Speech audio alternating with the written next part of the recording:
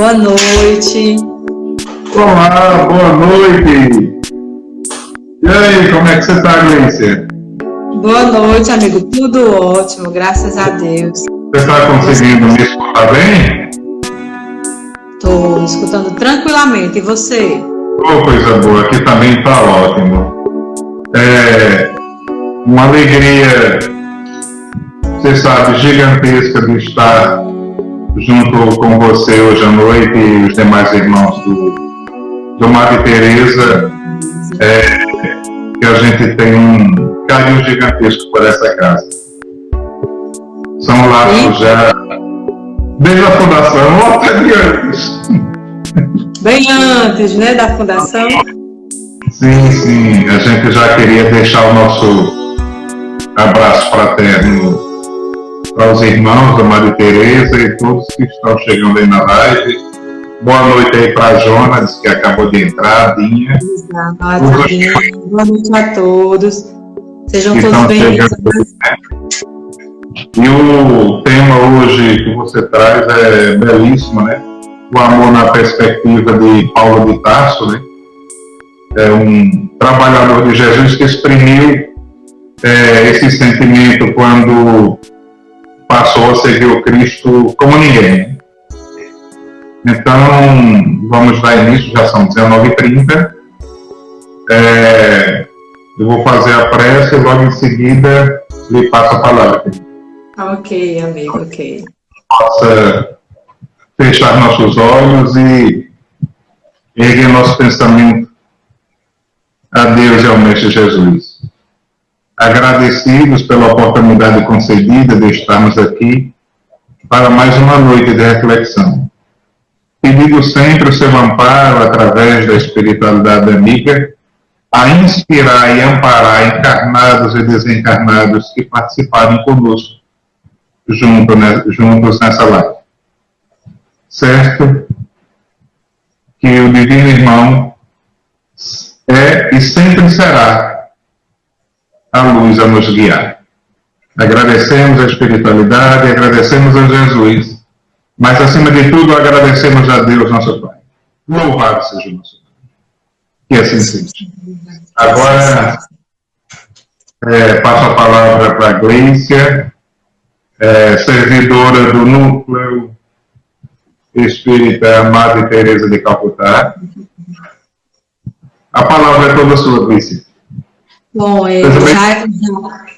eu devo iniciar, né, agradecendo pelo convite, agradecendo aos irmãos do Gota de Luz pela oportunidade, e iniciando, pedindo já perdão, desculpas, antes de iniciar, porque o nome que eu venho falar hoje é grandioso, e eu me sinto muito pequenininha para falar de algo assim.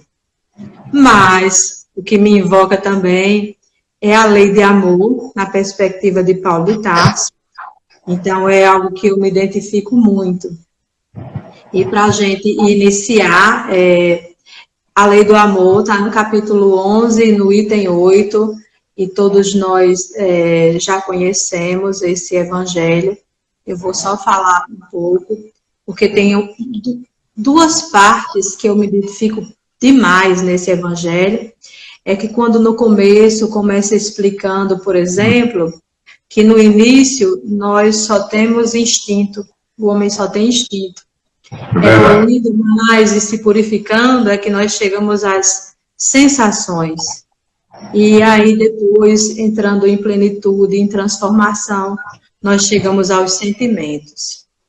E é pensando nisso, pensando nessas primeiras mensagens, da questão dos instintos, das sensações, dos sentimentos, que a gente vai começar agora, falando um pouco, por exemplo, o próprio Evangelho segundo o Espiritismo nos diz que o amor é um sol interior, que inunda tudo e condensa todas as dificuldades e as revelações humanas.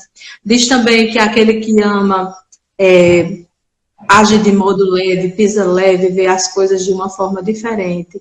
Inclusive, tem uma parte que diz assim, que quem ama vive transportado como quem para fora de si mesmo. É verdade. Assim começa o Evangelho, a lei de amor.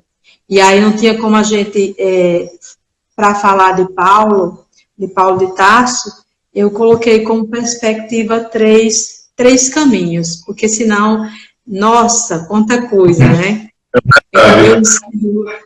Eu escolhi primordial falar acerca de Saulo, né, baseado no livro Paulo Estevão, de Emmanuel, psicografado por Chico Xavier.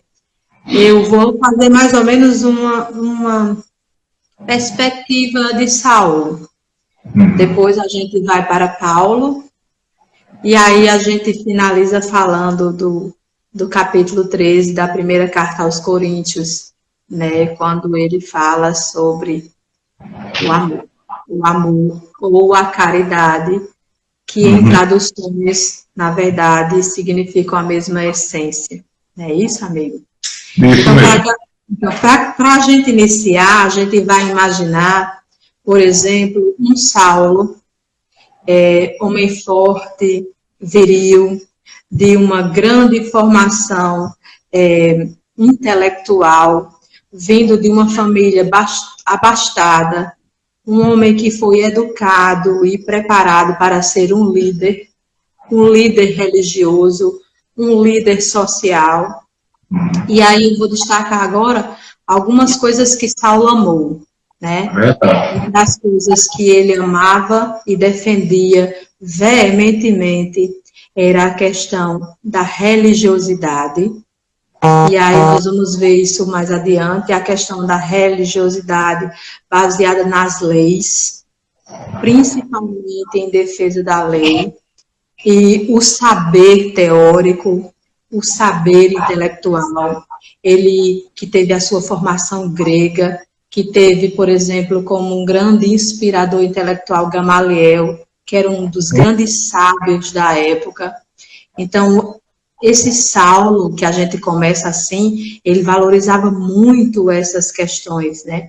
Sim, ele era a grande esperança do Sinédrio, né? A grande esperança do Sinédrio era ele. Grandes investimentos pessoais e grandes esperanças, né? Para que ele defendesse todos os ideais do Sinédrio.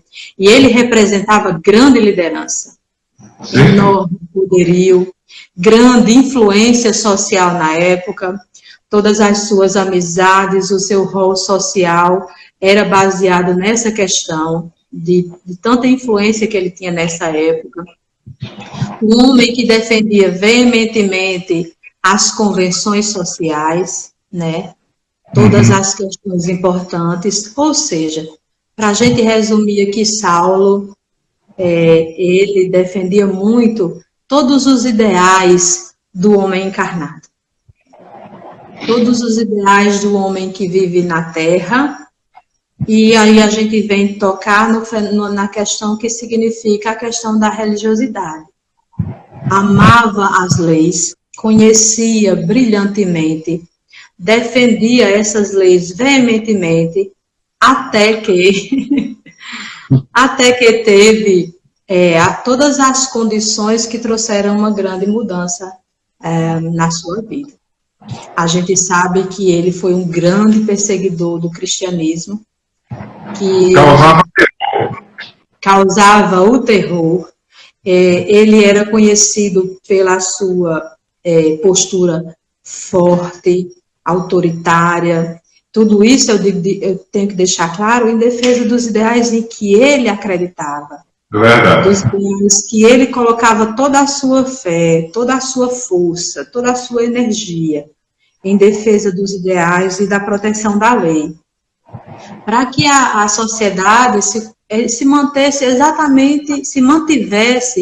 exatamente no nível em que era estruturado, né?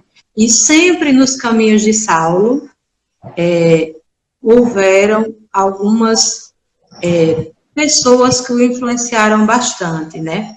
Um exemplo disso foi a visita que ele fez à Casa do Caminho, onde ele viu Estevão pregar aquilo mexeu muito com ele, embora nessa época ele discordasse completamente dos ideais de Jesus, completamente dos ideais do Cristo, e aquilo em sua alma acendeu um fervor grandioso para que ele lutasse contra aquela realidade.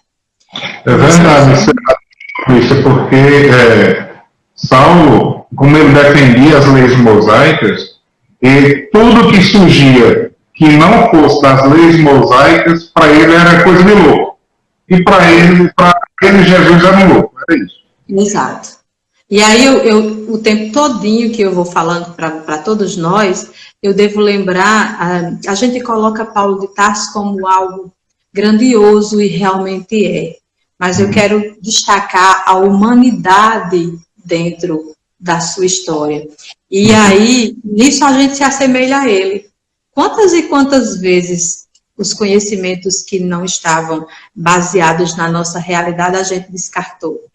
Em épocas passadas e até em épocas de agora. Porque meu encontro com a doutrina espírita, por exemplo, aconteceu agora.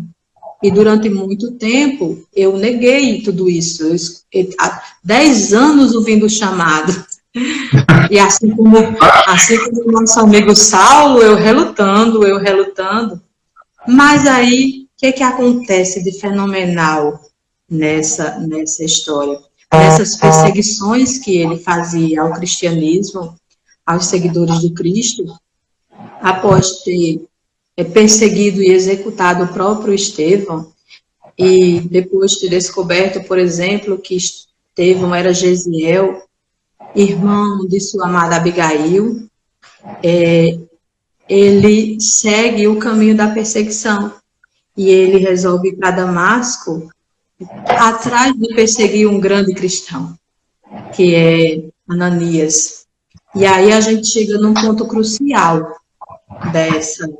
dessa questão, que é quando Saulo, ele se defronta com algo muito diferente da realidade dele, que é a questão da espiritualidade. Ele tem uma experiência, ele encontra com Jesus na estrada de Damasco, e esse encontro impactante muda completamente a sua rota, desestrutura, digamos assim, aquele Saulo que era o defensor dos bens do homem encarnado.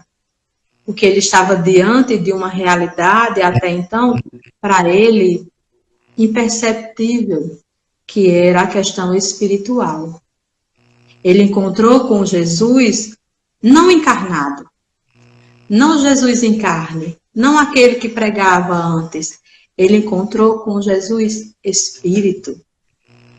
E isso impactou de forma assim que nem que eu usasse as melhores palavras, eu conseguiria definir o impacto que essa experiência teve. E aí a gente sabe que ele caiu ao chão e perguntou para Jesus. Jesus perguntou: por que me persegues? E ele perguntou para Jesus: que queres que eu te faça? E aí é importante eu falar sobre isso, porque sobre as questões espirituais, ao encontrar Jesus, ele pergunta para Jesus: o que queres que eu te faça? E nesse encontro, Jesus não revela para ele o que ele desejava de Saulo. Salvino estava me dizendo aqui que minha voz está saindo com ruído. Como é que está aí, Gleime? Não está me ouvindo? Você está me ouvindo? Não. Aí a gente precisa só saber, pessoal que está assistindo, como é que está a voz aí? É a minha? O ruído é na minha voz? É na de Glênio? Nos ajude aí. Eu estou lhe escutando normal. Eu também. A gente vai ver o pessoal, né? Para o pessoal dar o feedback de como está a voz. Feliz disse normal, Rayane disse normal. Ah, A minha aqui seu. Tá Tô boa. O pessoal já disse que está ouvindo bem. Só a Janaína que falou que era o seu, que acho que estava o ruído. Certo. Pronto, ótimo. Então, você fica, de acordo com o feedback, obrigada, viu, pessoal? De acordo com o feedback, tu fica sem o fone, certo? Tranquilo. E aí, gente, a partir desse encontro começa algo fenomenal do missionário escolhido, mas ao mesmo tempo de um homem comum. Por exemplo, acontece a conversão, acontece o fenômeno da cegueira dele, né? E por que essa cegueira? Porque ele era um espírito decidido, ele era, como é que eu posso dizer, autoconfiante. E a partir daquele momento precisava acontecer uma entrega. Aquele homem precisava acreditar em algo além dos horizontes dele. E ele precisava viver essa experiência espiritual, né? E aí, se encaminhando para Damasco, ainda tateando, conseguiu chegar, se hospedar, e o primeiro encontro com ele foi com Ananias, justamente o homem que ele ia perseguir. E isso é impactante para ele. Imagina fazer um giro de 360 desse na realidade desse cara, né? Nossa. E aí, nossa, foi assim, se eu usasse, não tinha, a gente só consegue sentir. Eu falando sobre isso, vocês conseguem imaginar que é como se a vida dele tivesse dado uma reviravolta, como a gente disse, um salto quântico. É verdade. Uma transformação grandiosa. E aquele como aconteceu, né, nesse episódio, dele é um encontro de Ananias para dar fim a Ananias. E, de repente, na condição que chega cego, ter que provar da caridade de Ananias, isso é impactante para ele. Exato. E aí nós vamos, quando ele prova da caridade, porque Ananias chega dizendo que em nome de Jesus veio restituir a visão. E aí ele se encontrou, só ele e Jesus, só ele sabe o que ele viveu com Jesus. E depois chega Ananias falando tudo isso para ele.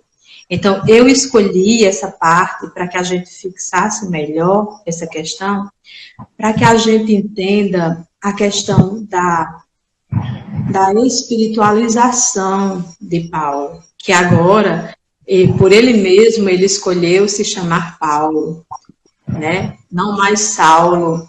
E aí a gente vai entendendo isso. E aí acontece a entrega, a confiança. Nesse momento ele precisava se entregar.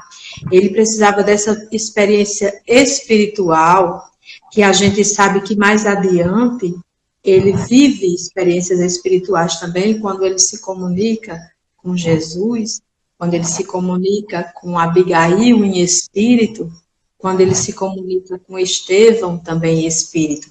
Mas antes de chegar, diga, pode falar. Algo importante na questão do nome Saulo e Paulo, porque Saulo em grego significa o grande, o poderoso, e Paulo é o pequeno, o humilde. Por isso a mudança. Muito bom, ótimo, ótimo. Isso já vem lançar um perfil para a realidade de agora, né? É verdade. Exato. E aí, o que acontece? Ele, impactado com tudo isso, ele tem conhecimento dos evangelhos de Jesus, eclode o que existia no espírito de Paulo, e surge aquele amor grandioso pelo evangelho do Cristo. E aí ele faz como a gente, quando conhece a doutrina espírita. Eu fiquei pensando, e aí Paulo, ele quer gritar, ele quer alardar, ele quer pregar nas sinagogas, ele quer mostrar para todo mundo a verdade, né? E eu achei que eu sempre quero trazer para a nossa realidade, porque a gente também, quando conhece a doutrina, Acaba tendo essa ansiedade, né? É, a vontade que a gente tem é que todo mundo conheça essa verdade. É verdade. E a vontade que a gente tem é de sair dizendo para todo mundo as verdades que a gente conhece no Espiritismo. Mas, e aí nessa experiência, ele percebeu duramente, amargamente, que ainda não era a hora. Porque quando ele foi pregar, ele foi hostilizado.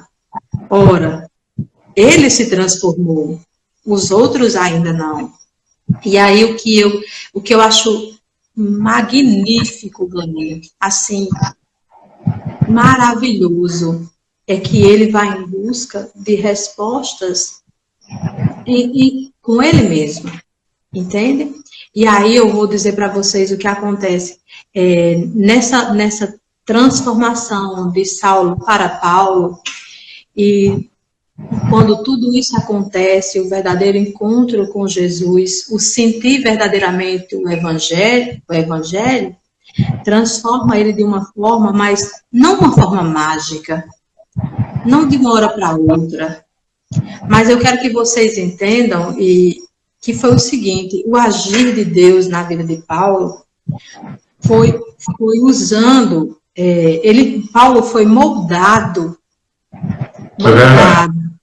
pela dor, moldado pelo amor pelas pessoas que ele encontrou durante o seu trajeto, e moldado pelas pessoas e pelas circunstâncias. É como um diamante bruto que precisava ser lapidado, e aí veio o cinzel, dá um toquinho aqui, outro ali, e acabou surgindo Paulo, né? Exatamente, amigo. O que a gente tem que compreender é que, apesar de ser esse missionário escolhido, ele se assemelha muito ao nosso lado humano mesmo, sabe? Ele teve que ser moldado, lapidado, e através de quê? Da dor, através das pessoas, né? A primeira pessoa que ele procura é Gamaliel, que já antes tinha reconhecido a verdade do cristianismo. E aí ele precisa aprender, né? E durante o livro todinho, Emmanuel nos fala de uma das características de Gamaliel, que era o ser pacífico, né? Ele conhece, por exemplo, Simão Pedro, e aí, de passagem pela casa do caminho, ele observa tudo de uma forma diferente, e aí vai para o deserto, e ele é moldado pelas pessoas que ele encontra. Então, pessoas como, por exemplo, Prisca, como Abigail já começa a moldar desde o início, quando ele noivou, que teve que perder. O exemplo de Estevão, Gamaliel, Prisca, Átila, Lucas, Timóteo, Simão Pedro, Ananias, e se a gente for citar Tiago, que a gente sabe que ele demorou muito tempo para compreender o posicionamento de Tiago diante da vida, diante de Cristo. Mas o que é interessante falar desse homem é o quanto ele foi moldado pelo amor, pela dor, pelo amor, pelas pessoas e pelas circunstâncias. E aí quem vê sabe que ele foi plantar a semente do cristianismo, né? Ele era o guardião da semente. Muitas vezes em terrenos dificílimos, pedregosos. Passou por experiências grandiosas, muitas vezes teve que sair das cidades escorraçado, né? Ou, na maioria das vezes, fugindo, mas mesmo assim deixava lá a semente do cristianismo, a semente do Evangelho de Jesus plantada nos corações grandiosos que lá encontraram. Você quer fazer algum comentário, amigo, para a gente? Quando se fala de Paulo, para mim, depois de Maria Madalena, foi a grande transformação. Porque Paulo já tinha todo o conceito dele formado, né? ali junto com os juízes, era um homem poderoso, inteligentíssimo, já uma condição financeira lá em cima. A única função dele era, como grande esperança do Sinédrio, era defender as leis mosaicas, né? E aí surge Jesus na vida dele. E aí, quando ele passa a questão da perseguição até a queda de Damasco, o interessante nesse encontro é porque, como ele já defendia as leis mosaicas, ou seja, ele já tinha alguma afinidade, vamos dizer assim, com as leis que regem o universo. Porém, ao cair do cavalo, ele literalmente pergunta já quase que imediatamente: o que queres que eu faça?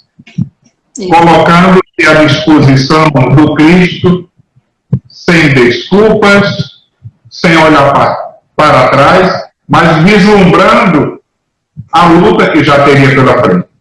E aí, quando começa o encontro com Ananias para recuperar a visão, aí vem a própria família o abandona, alguém que era um juiz do Sinédrio riquíssimo, passa, vai para o deserto recomeçar tudo de novo, vai trabalhar no teatro. Ou seja, foi um choque de realidade no seu íntimo que proporcionou o surgimento desse diamante que é Paulo de Tarso. É um exemplo gigantesco a ser seguido. Com certeza. E aí a gente vê a passagem, por exemplo, da questão da religiosidade, a questão da importância do templo, a questão da importância dos cargos, a questão da importância social. Ele, quando ele encontrou o verdadeiro amor, né? Sim. Ele teve que abdicar de tudo isso, porque já não condizia mais com a sua realidade. E as pessoas que o olhavam, o taxavam de louco, né?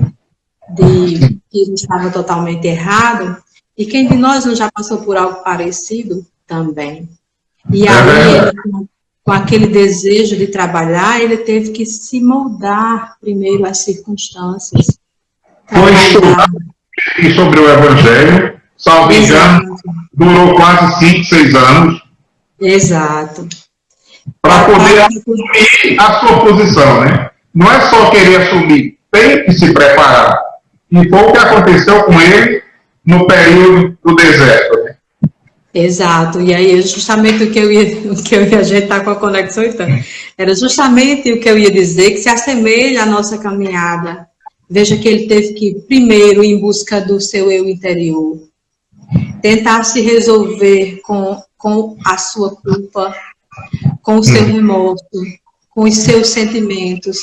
Ele teve que vencer tudo isso, pedir perdão àqueles que precisavam pedir perdão, estudar, e aí, dignamente, quando ele chegou à primeira casa, eu acho que não foi rapidamente para o trabalho, para a pregação, mas, pelo contrário, ele foi fazer outros trabalhos, e aí foi se mudando pelo trabalho, pelo estudo e pelo amor. E o que é super interessante que a gente fale acerca disso, é justamente isso, a gente lê o livro e a gente sente o amor que ele trazia e que ele deixava, que ele passava para as pessoas também. E cada ponto daquele onde ele ia e passava por inúmeros sofrimentos, ficava à luz. E a gente sabe que era alimentado também por suas palavras, alimentado também por suas visitas, quando era possível, alimentado também por suas cartas, não é isso? E aí, falar de Paulo, para mim, tem uma significação muito grande, grandiosa, porque quanto mais eu estudo acerca dele, mais me encanta a sua história, mais me encanta o processo de transformação pelo que ele passou, e a envergadura, como o seu espírito conseguiu vencer tudo isso. E aí, uma coisa que nos traz uma grande consolação, por exemplo, é essa intermediação que ele tem com com a espiritualidade. Nos momentos mais difíceis da vida de Paulo, ele teve Abigail para inspirá-lo. Ele teve Estevão. Jesus passando a mensagem através desses dois espíritos grandiosos que o acompanharam.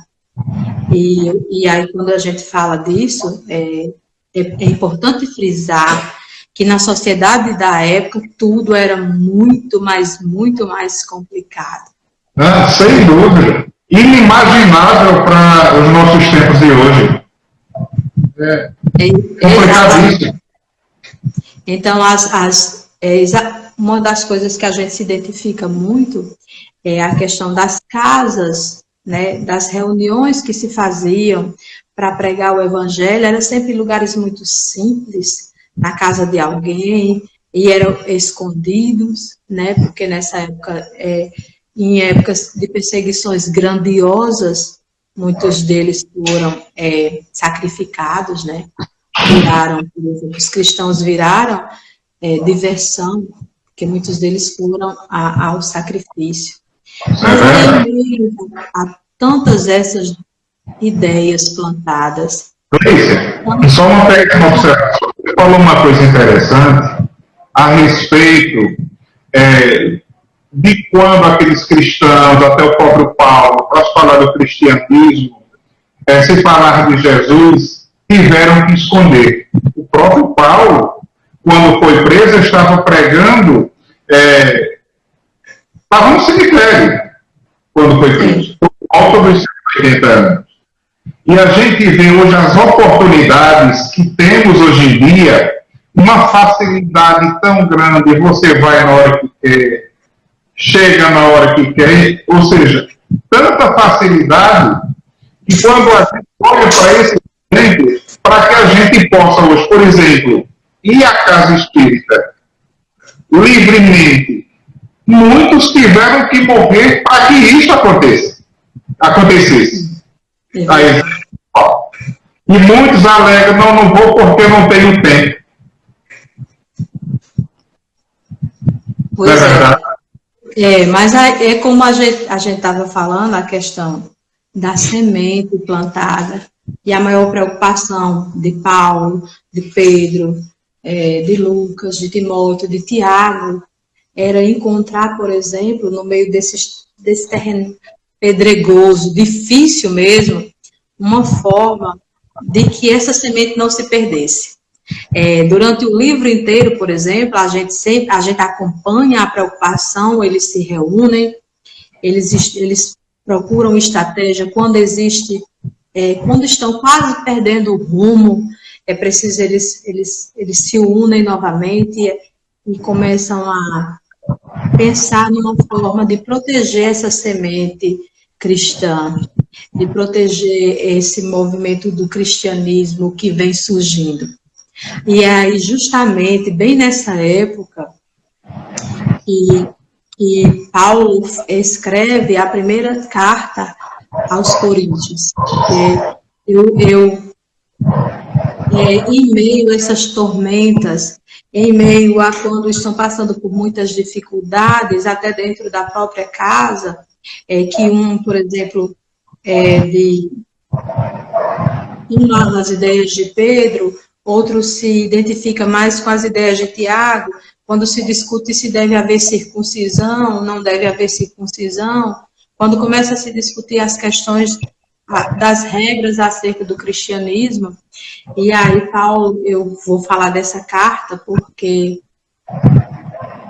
é algo, como você falou, é um diamante no meio de um monte de coisas.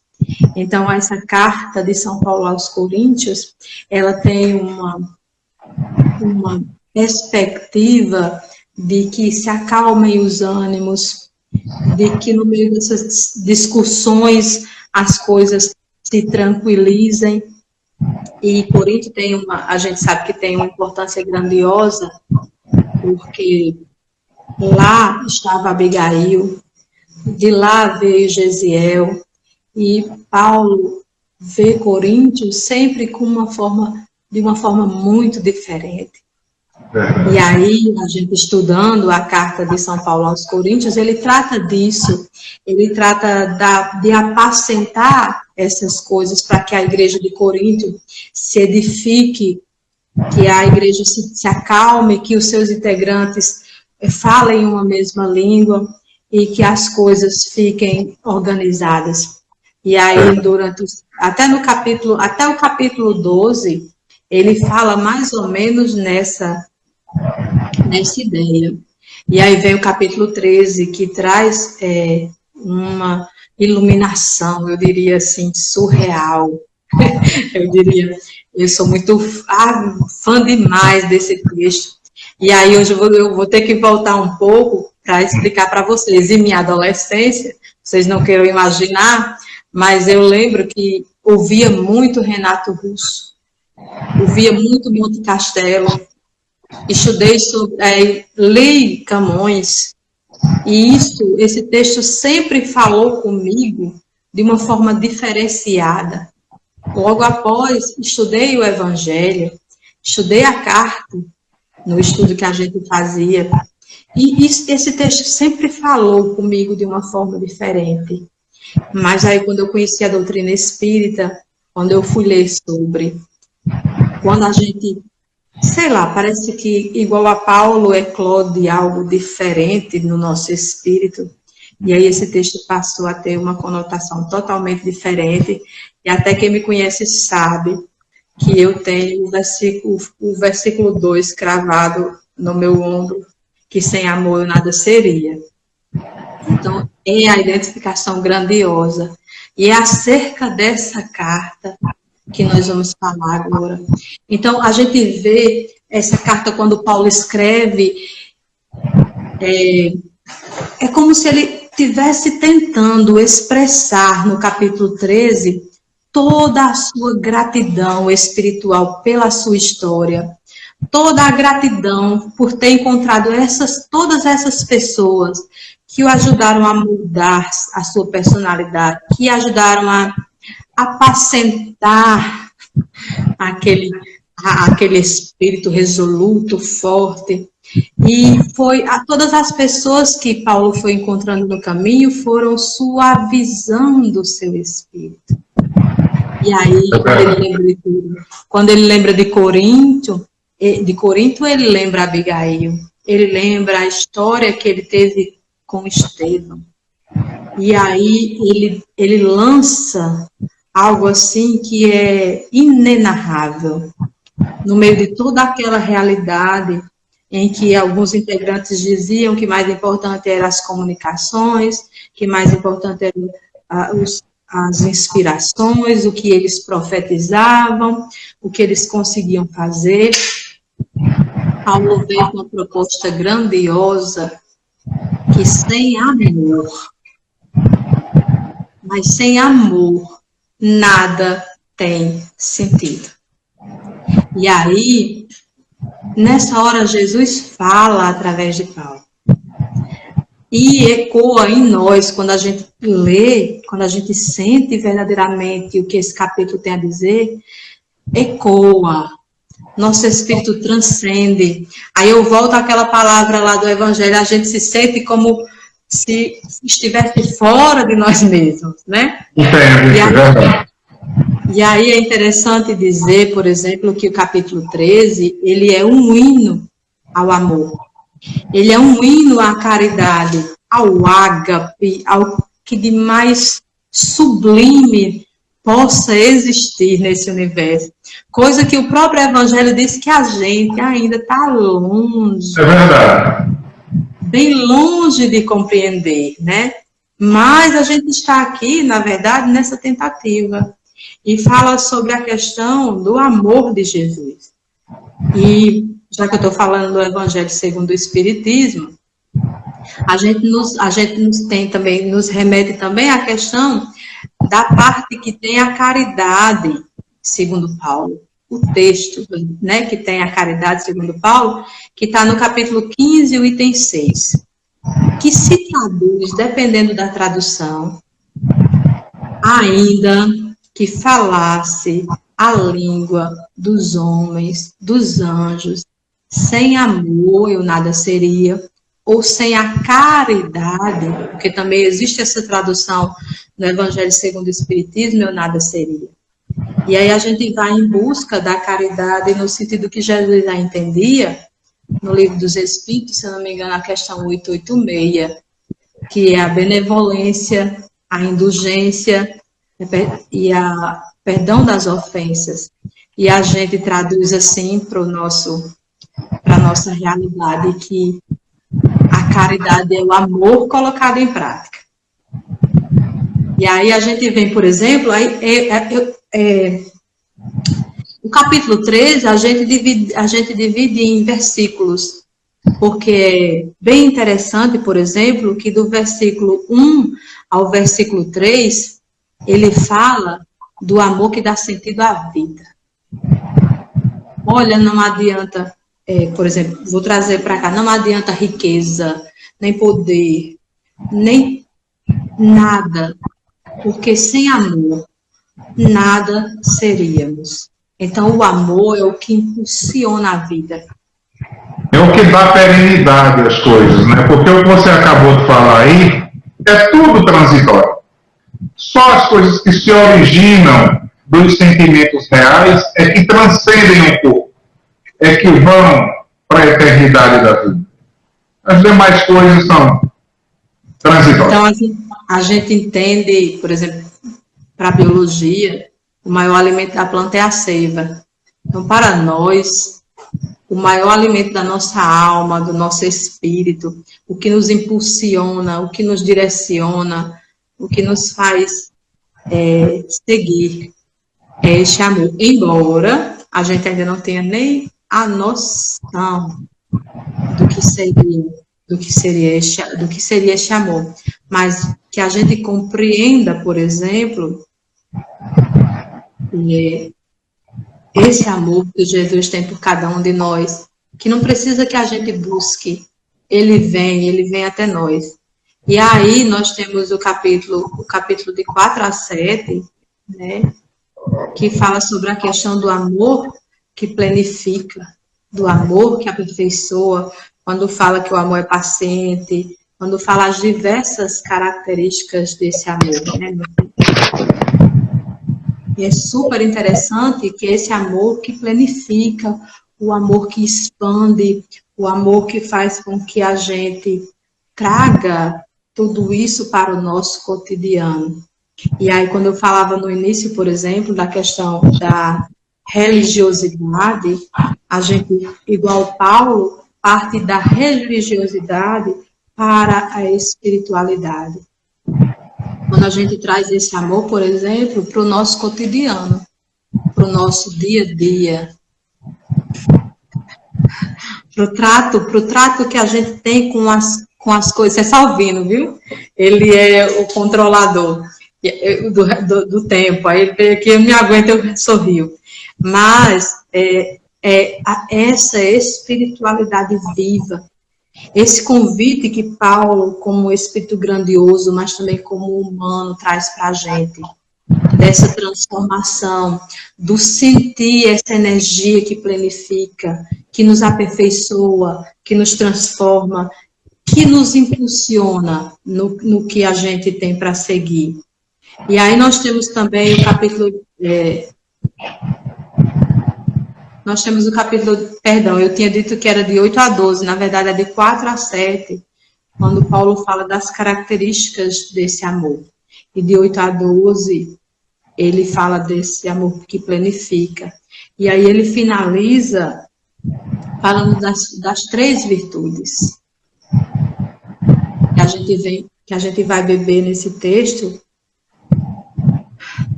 acerca dessa energia grandiosa. E ele finaliza com 3 virtudes.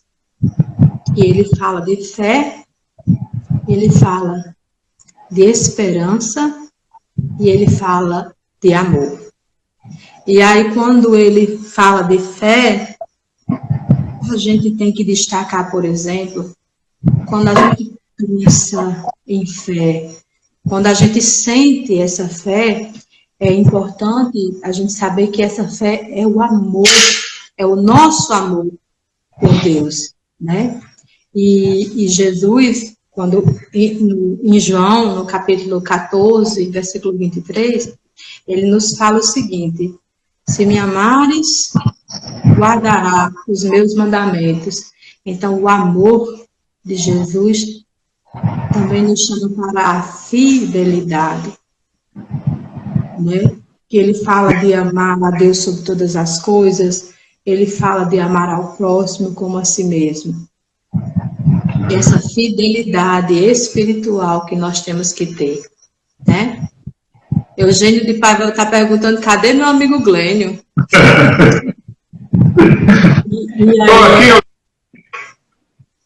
E aí, quando fala de fé, é essa, se me amardes, guardar os meus mandamentos. Quando fala de esperança, nós temos a carta também aos Romanos, que Paulo fala que o amor, a esperança é o amor de Deus derramado em nossos corações. É verdade. E aí, nós temos a fé, a esperança, e nós temos o amor. E também. porque, Clícia, você falou um aspecto interessante, começando pela fé, porque a fé vem da palavra fidelidade, e isso nos lembra relacionamento.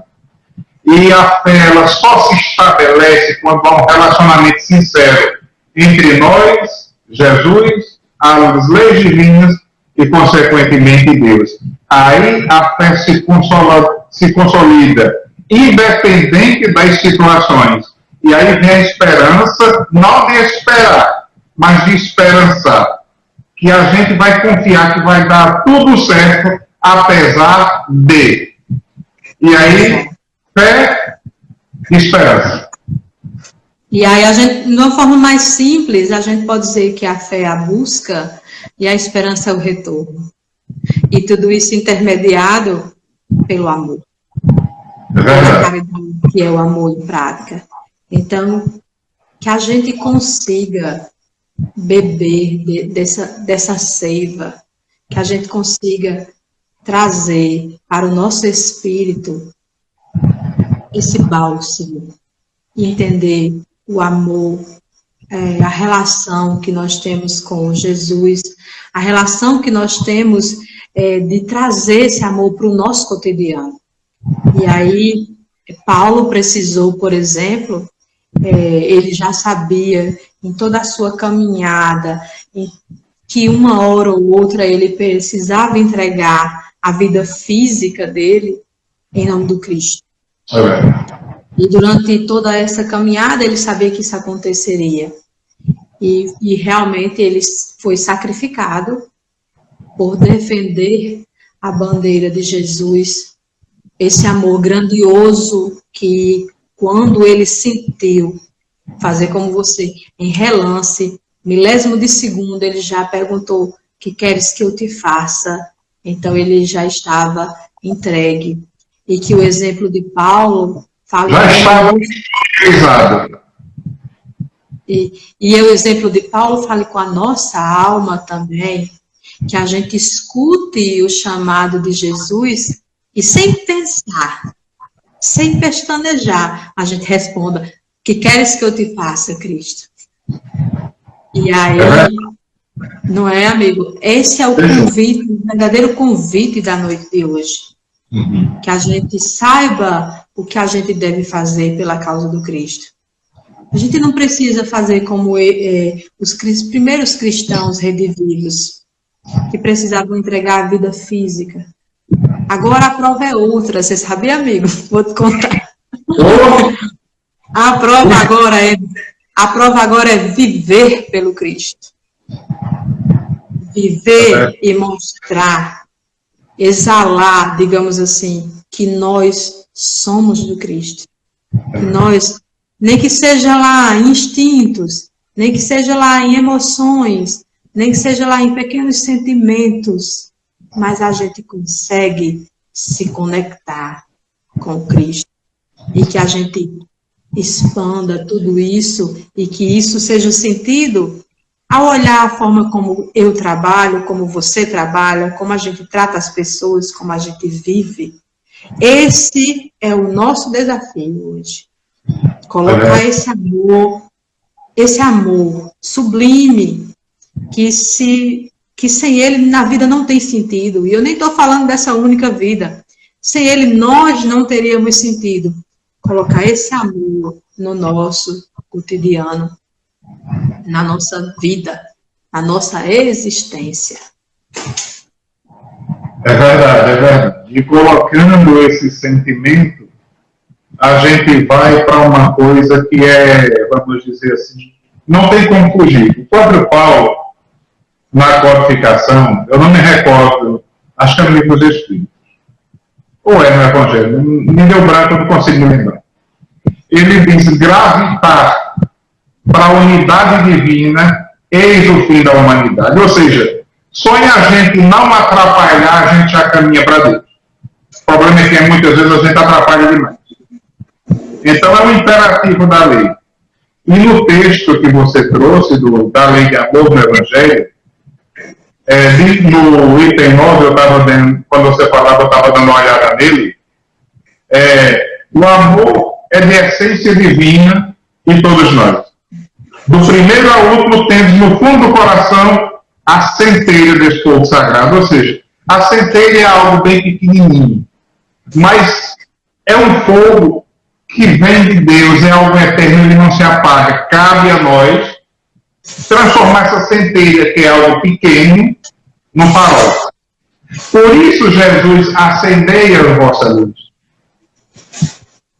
Nos conclama a isso. E aí, se estivermos disponibilizados a isso, eu não digo disponível, porque, por exemplo, na época dos apóstolos, quando Jesus convidou para cada um, eles não estavam disponíveis, porque todos tinham suas obrigações, tinham suas famílias, mas, porém, intimamente estavam disponibilizados.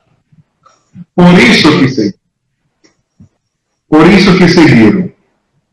Não é? Então, se a gente nos disponibilizar a esse convite, como já dizia antigamente seu boneco, aí a gente vai para a galera. E a gente vai para a galera. Porque é o sol que ilumina todos nós. Somos filhos do amor. A nossa essência é divina, para ver o tanto que a gente atrapalha. Como diz Paulo, gravitar é a lei para a unidade divina. Então, vamos seguindo essa luz que Jesus nos deixou, exemplos como o de Paulo. Se a gente não consegue ser um exemplo como Paulo, numa única encarnação, mas pelo menos vamos ter a consciência que devemos fazer a nossa parte, por menor que seja. E aí, gradativamente, paulatinamente, que vem de Paulo, devagarzinho, chegaremos lá. Quem sabe, né? E aí... É a lei, chegaremos. Chegaremos, é. E aí a gente finaliza com esse questionamento. O que queres que eu te faça? Só esse? E a gente... O que queres que eu te faça? A gente expande sobre essa questão, que a gente possa se libertar dessas amarras de religiosidade. Não que elas não sejam importantes, sim são, mas que a gente possa transcender tudo isso. Trazer essa centelha para o trato do dia a dia. Só para finalizar, eu lembro que depois de conhecer Cristo, toda vez que ele falava da lei do Antigo Testamento, falava de Abraão. Porque na época de Abraão não tinha templo, não tinha Torá, não tinha, mas Abraão tinha o amor redivivo, de ação, no trato com o outro, na forma humana que ele tinha de lidar com essas questões. E a gente tem que resgatar tudo isso. E fique plantada essa semente. A gente tem que reviver o cristianismo redivivo, aquele que está presente na nossa prática. Não que a teoria não seja importante, sim, mas é agora, no trato com o outro, nos relacionamentos. Porque quando eu comecei, eu disse que Paulo foi moldado pelo amor, pela dor, pelo amor, e no relacionamento com as pessoas. E não é diferente para conosco. Que a gente saiba se deixar moldar pela dor, quando necessário, pelo amor, quando a gente incorporar a essência, e pelo relacionamento com os outros.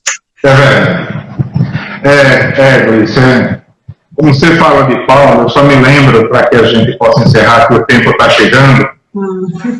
Paulo, após levar quase 40 chibatadas, só me engano 39, mas possa ser que eu esteja errado na quantidade, mas com uma boa quantidade de chibatadas que ele levou, ele atingiu uma conexão com Cristo tão grande, que terminou após as chibatadas e disse: de hoje em diante nada mais me moleste, porque trago em mim as marcas do Cristo. Ele se conectou interiormente com Jesus, que nada mais externo atingia, nem as chibatadas. Ele não sentia mais a tamanha conexão com Jesus. Inclusive, Emmanuel deixa isso bem claro quando fala do seu desencarne. Passa da forma física para a forma espiritual com uma tranquilidade de quem tem as marcas do Cristo mesmo, verdadeiramente. Isso mesmo. Então, que fique esse exemplo de Paulo, né, para todos nós. Se quiser fazer suas considerações finais, fique à vontade. Bom, então, eu gostaria de agradecer a Casa Espírita Gotas de Luz, né, Núcleo Espírita Gotas de Luz, pelo convite, em seu nome, em nome de Janaína. Agradecer a todos vocês que participaram. Eu só vendo que o feed não deu para falar com todo mundo, mas está aí todos os nossos amigos de diversas casas espíritas juntos conosco hoje. Muito obrigada verdadeiramente pela participação e que a gente consiga internalizar essa mensagem e entender um pouco desse amor. É verdade, é verdade. Desde já também eu lhe agradeço e através de você transmitam o nosso abraço fraterno de todos do Gotas de Luz para os demais irmãos do Mar e Teresa, né? E tomara que seja da vontade de Deus, quando isso encerrar, a gente vai pessoalmente, vai se ver todo mundo e matar a saudade, que eu sempre digo a Salvini, é grande. E para encerrar, eu vou trazer apenas aqui um poema de Casimiro Cunha, que era para me ter lido no início, mas acabei de passar logo a palavra, porque sabia que o assunto Paulo de Tarso, se botar 1 hora ainda é muito pouco, dá um seminário de horas e horas. Escutemos esse poema de Casimiro Cunha, que é justamente o Divino Convite. E Casimiro Cunha, através das mãos de Chico, no livro Gotas de Luz, diz: vinde a mim, vós que sofreis, é a palavra do Senhor. Tocando nações e leis, ressoa cheia de amor. Herdeiros tristes da cruz, que seguis de alma ferida, encontrareis em Jesus caminho, verdade e vida. Famintos de paz e abrigo, que lutais no mundo incréu, e achareis no eterno amigo o pão que desceu do céu. Almas sedentas de pouso, que à sombra chorais cativas, tereis no mestre amoroso a fonte das águas vivas. Vinde, irmãos, a Jesus Cristo, o guia que nos conduz. Vosso caso está previsto em suas lições de luz. Casimiro Cunha. O Divino Convite. Então o convite está feito, que possamos nós seguir com o Divino Irmão. Lícia, gratidão, querida. Gratidão, amigo. Jesus te abençoe a todos os irmãos da caminhada e a todos que fizeram parte e compartilharam conosco esses movimentos hoje aqui na live. Que Jesus abençoe a todos. Muito obrigado. Paz e bem. Tchau. Paz e luz a todo mundo. Tchau.